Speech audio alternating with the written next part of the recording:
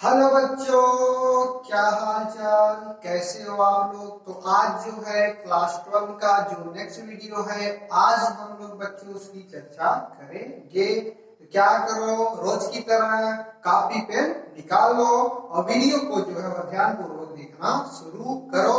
तो हम लोग टॉपिक की बात कर रहे थे, क्लोरीनेशन पढ़ लिए, नाइट्रेशन पढ़ लिए यानी क्लोरीनीकरण पढ़ लिए और नाइट्रीकरण पढ़ लिए। आज हम लोग पढ़ेंगे सल्फोनीकरण। क्या पढ़ेंगे बच्चों? सल्फोनीकरण। सल्फोनीकरण में क्या होता है? सल्फोनेशन। सल्फोनीकरण में क्या होता है? सल्फोनेशन।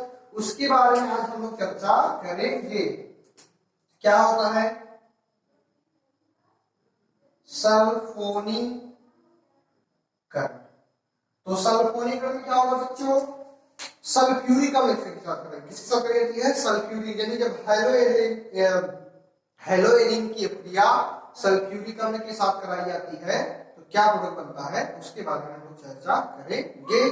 तो बच्चों यहाँ पे क्या होता है, जब हेलोएरिन यानी hydrogen plus x, hydrogen plus aromatic होगी यानी हेलोएरिन हो गया।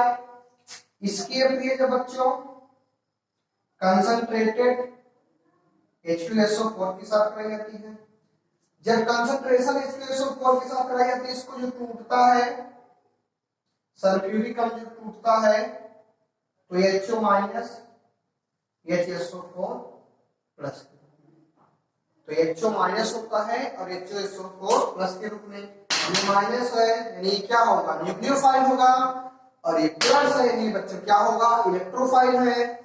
इसको जरूरत, न्यूक्लियोफाइल को जरूरत है इलेक्ट्रोफाइल की और इलेक्ट्रोफाइल है जरूरत न्यूक्लियोफाइल की। यानी इलेक्ट्रोफाइल जो बना है वह न्यूक्लियोफाइल के लिए, यानी इलेक्ट्रॉन स्नेही जो बना है वो नाभिक स्नेही के लिए, और नाभिक स्नेही जो बना है वह इलेक्ट्रॉन, यानी ये एक दूसरे के, यानी ये एक दूजे के लिए बने हैं। आई बात में, एक दूजे के लिए बने हैं।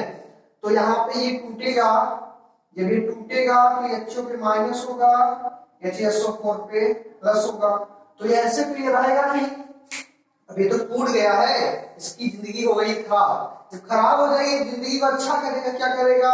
ये एकदम अस्थाई था, लेकिन प्लस और माइनस में टूट गया, यानी इसके एक के पास इलेक्ट्रॉन की कमी है, दूसरे के पास इलेक्ट्रॉन की अधिकता है। यानी कोई भी चीज कम भी है तभी प्रॉब्लम होती है, अगर अधिक है तब भी, यानी क्या हो? मिडिल या मिनिमम हो, यानी मिनिमम मैक्सिमम यानी मिडिल में हो। सिंपल सी बात। तो यहाँ पे जो है, यहाँ पे क्या पढ़ रहे? इलेक्ट्रोफिलिक सब्स्टिट्यूशन पढ़ रहे हो, तो बेंजीन रिंग पर कौन अटैक करेगा? इलेक्ट्रोफाइल अटैक करेगा। और ये जो हेलोएरिन है, जब हेलोएरिन है, हाइड्रोजन है, इसके पास इलेक्ट्रॉन की अधिकता है, तो ये रिंग में इलेक्ट्रॉन डोनेट करेगा।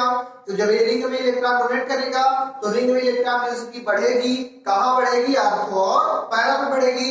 जब आर्थो और पैरा पे इलेक्ट्रॉन डेंसिटी बढ़ेगी, यानी आर्थो और पैरा पोजीशन पर इलेक्ट्रॉन की अधिकता होने लगेगी, तो उस पर कौन अटैक करेगा? जिसके पास इलेक्ट्रॉन की कमी होगी। तो यह जो है यह आर्थो फिर एक बार पैरा पे अटैक कर देगा।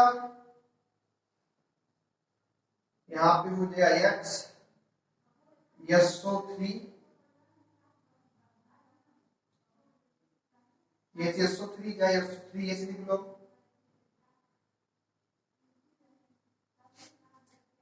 SO3H,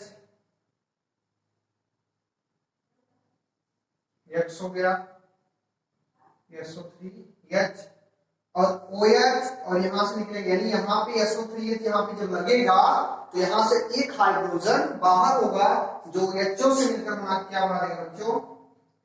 H2O बना देगा। क्या बना देगा बच्चों? H2O बना देगा। तो अब हम लोग बात करेंगे एग्जाम्पल की, बात करें इसकी एग्जाम्पल की, यानी यहाँ पे ये क्या होगा, यानी ये यहाँ पे कोई क्लोरोबेंजीन ले लो, इसकी क्रिया सल्फ्यूरिक अम्ल के साथ कराई गई, वो भी कंसंट्रेटेड, तो वही होगा, ये टूटेगा, एक तरफ HO एक तरफ SO3H प्लस में, HO माइनस, ये प्लस जो है इस पे अटैक कर देगा, एक बार आर्थो पे और एक बार पैरा पे।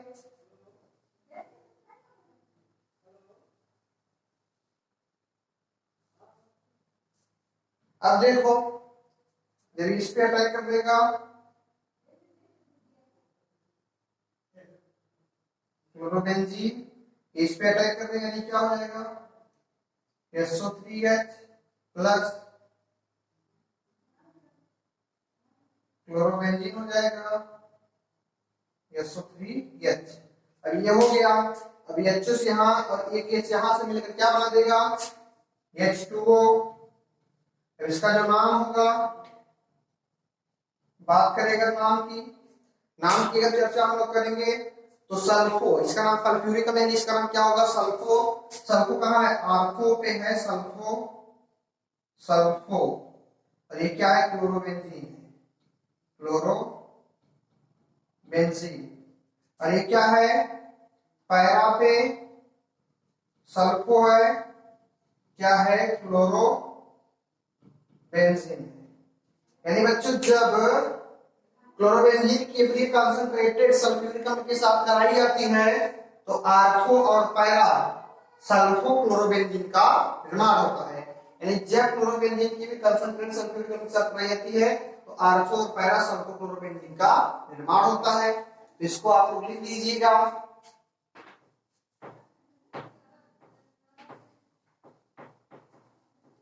बात करें अगर अगला की, अगला क्या है तो इसी के साथ बच्चों ये क्या है, ये टॉपिक क्या हो गया, समाप्त हो गया है।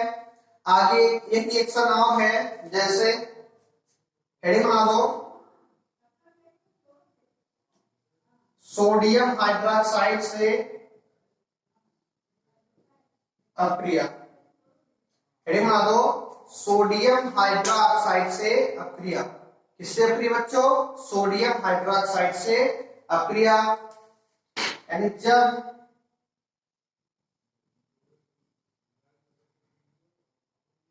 इसकी अक्रिया सोडियम हाइड्रोक्साइड के साथ होती है तो OH जाता है इसके पास, यहां से H बाहर हो जाता है। ये क्या हो गया OH बन गया और ये H बन गया। H क्या है, H क्या है बच्चों, H है क्या, H ही है, हेलोएरिन है। H क्या है बच्चों, हेलोएरिन है। मान लो इसमें क्लोरोबेंजीन लगा दें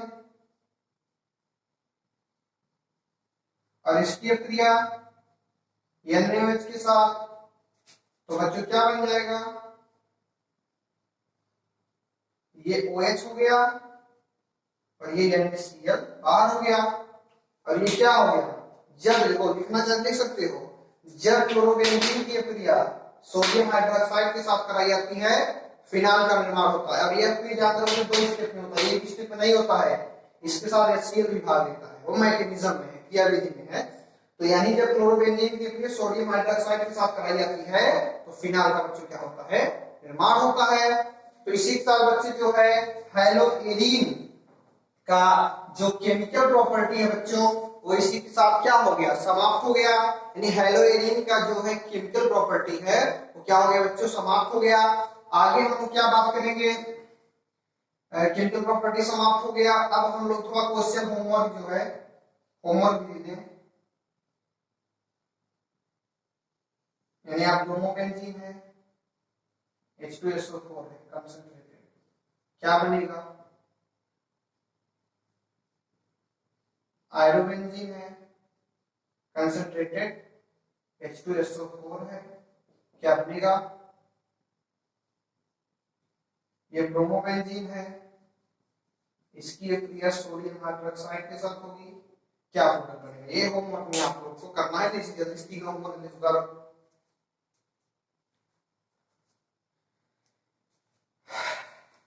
जल्दी।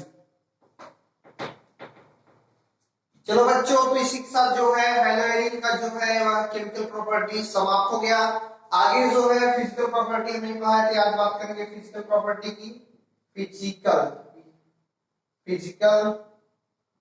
प्रॉपर्टी, फिजिकल यानी भौतिक गुण। भौतिक गुण क्या होता है, भौतिक गुण फिजिकल प्रॉपर्टी। ये क्या होता है, रंगहीन द्रव होता है। पहला पॉइंट, ये दो ही पॉइंट है फिजिकल प्रॉपर्टी में, क्या लिख सकते हो, पहला पॉइंट यही रहेगा, जो हेलोएरिन होता है यह रंगहीन द्रव या स्प्लिठोस होता है। तो समझो, यानी एक ऐसा होता है यह रंगहीन होता है, यानी इसका कोई रंग नहीं होता है। और किस अवस्था में होता है, द्रव अवस्था में होता है, या किसके रूप में होता है, क्रिस्टल के रूप में होता है। किसके रूप में होता है, क्रिस्टल। और जब ये क्रिस्टल के रूप में होता है तब ये ठोस होता है। ये बात जानते हो। यानी जब ये रंगहीन होगा तो द्रव अवस्था में रहेगा, जब क्रिस्टल में रहेगा तो क्या रहेगा बच्चों, ठोस रहेगा।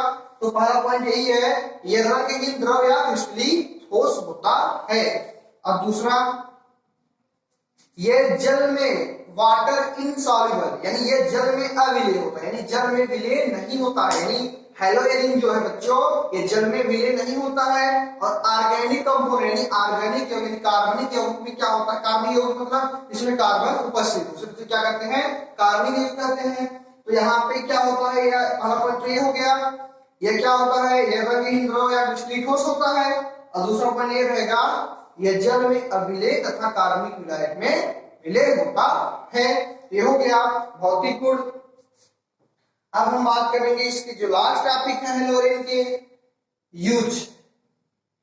यूज मतलब उपयोग। उपयोग क्या होता है, हेलोएरिन का उपयोग विभिन्न प्रकार के कार्बनिक यौगिकों के बनाने में किया जाता है। यानी क्या लिख सकते हो, हेलोएरिन का उपयोग विभिन्न प्रकार के कार्बनिक यौगिक बनाने में किया जाता है।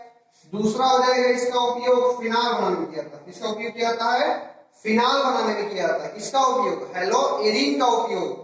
और तीसरा जो है इसका उपयोग आर्थो और पैरा के यौगिक बनाने में किया जाता है। आई बात सुनना, यानी पहला क्या होता है, इसका उपयोग विभिन्न प्रकार के कार्बनिक यौगिक बनाने में किया जाता है। दूसरा इसका उपयोग फिनाल बनाने में किया जाता है। तीसरा इसका उपयोग आर्थो और पैरा के यौगिक बनाने में किया जाता है। और चौथा जो है इसका उपयोग कार्बनिक विलायक के रूप में, यानी ये कार्बनिक विलायक के रूप में कार्य भी करता है। कौन, हेलोएरिन। यानी पहला क्या हो गया, इसका उपयोग विभिन्न प्रकार के यौगिक बनाने में किया जाता है। दूसरा इसका उपयोग फिनाल बनाने में किया जाता है। तीसरा इसका उपयोग आर्थो और पैरा के यौगिक बनाने में किया जाता है।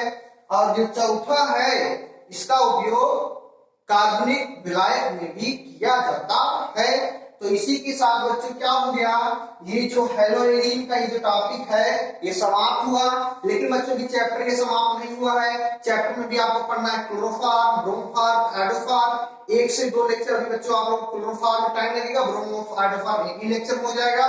तो क्लोरोफॉर्म जो नेक्स्ट लेक्चर रहेगा बच्चों मेरा रहेगा वो किस में रहेगा, क्लोरोफॉर्म। क्लोरोफॉर्म को सुनवाते समय आदमी क्या होता है, बेहोश हो जाता है। तो क्लोरोफॉर्म को एक इंपॉर्टेंट क्वेश्चन 2 नंबर में इसमें फिक्स आता है, यानी क्लोरोफॉर्म को रंगीन बोतलों में एथिल अल्कोहल मिलाकर क्यों रखा जाता है। ये इंपॉर्टेंट क्वेश्चन है, ये हर साल आता है कि क्लोरोफॉर्म को रंगीन बोतलों में एथिल अल्कोहल मिलाकर क्यों रखा जाता है। तो क्लोरोफॉर्म के बारे में चर्चा हम लोग क्या करेंगे, नेक्स्ट वीडियो में करेंगे। तब तक के लिए बच्चों हंसते रहे, मुस्कुराते हैं, वीडियो को ध्यान पूर्वक देखते रहे, लाइक करें, कमेंट करें। और जब समझ में नहीं आए तो इंपॉर्टेंट वर्क करना है, कमेंट बॉक्स में टाइप जरूर करें। धन्यवाद।